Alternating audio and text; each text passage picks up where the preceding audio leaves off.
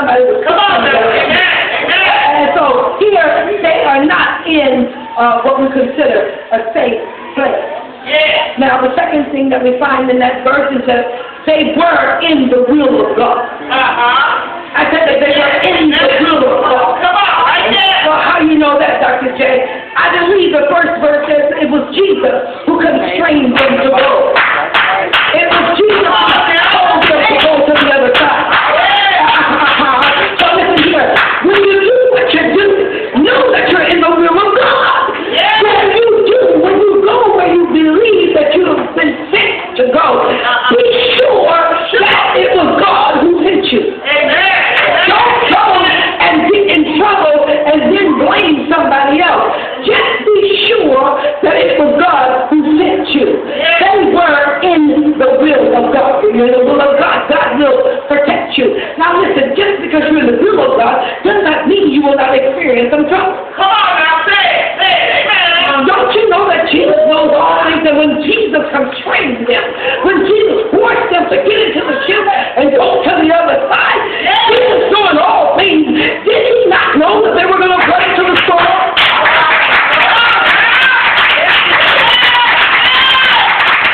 He knew the storm was ahead. Yet he said go. Jesus knows. It is no surprise for Jesus when you're faced with a trouble. Jesus is not shocked, you are. Come on now. Jesus is not confused, you become. Jesus knows what's ahead. All right. But look. If he sends you, come on, man. And you're running to a storm. Come on, man. While you're out there. Yeah. Don't fret. Don't worry. Don't become weary.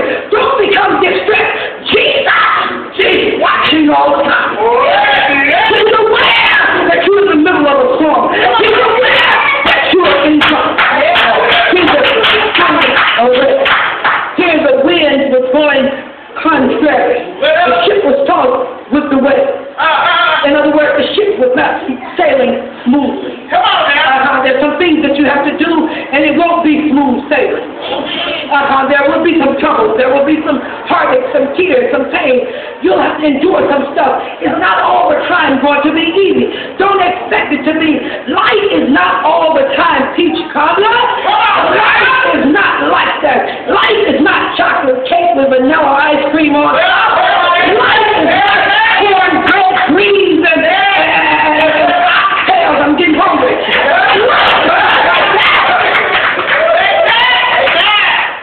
It's not like that. It's not like getting up, having a slice of pecan pie. Life is not every day sweet potato pie. Instead, life can be weeds and thistles and thorns. Life can be fire. Life can be bitter. Life can be cold. Life can cause you and some to have want to commit suicide. Life can cause you to want to isolate yourself. Life can cause you to want to buckle down, bow down and give up. Come on now. It's not easy. It's not easy. And whenever you're going, whenever you have something to do, be ready for everything to go contrary, everything to oppose you, everything to come against you, everything to get in your way. There is fear in the midst of each storm. God will permit you to go through something. I said God will permit you to go through something. And every time, when that trial comes, you feel like it's the worst day of your life. You feel like it's the darkest day of your life. You feel like, oh, it's only going to take God for me to come through this. And when God brings you through that trial, you get comfortable just for a short while. And surely another trial will show up. Surely there's something else that you'll have to be faced with. So there is a fear in the midst of each storm. The disciples had been in a storm before. They had been in a storm, only the first storm that they were in again, according to the 8th chapter of Matthew, the first storm, Jesus was in the ship. And the Bible says he was asleep.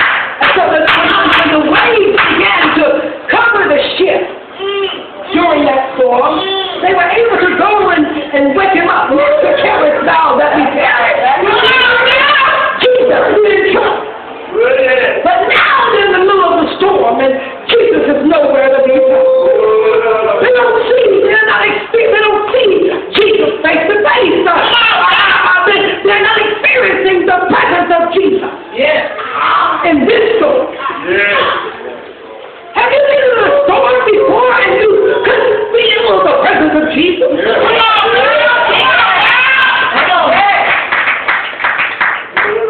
Jesus. They could not fight. But fear will set boundaries. Fear sets boundaries and distorted thinking. Where is Jesus? Somebody must have asked this question. Where is Jesus?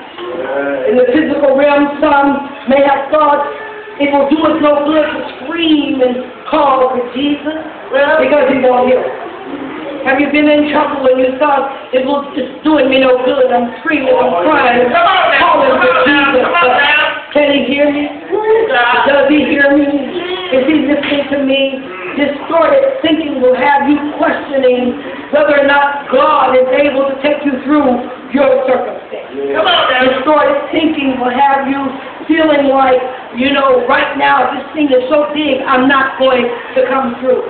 Here in the middle of this storm, the disciples were not experiencing a dew. They were not experiencing drizzles and drops or sprinkles or light rain. They were experiencing a storm. A storm where they really needed some help. In verse 25, and in the fourth watch of the night, Jesus went unto them walking on the sea. The fourth watch of the night is between 3 a.m. and 6 a.m. It is the darkest part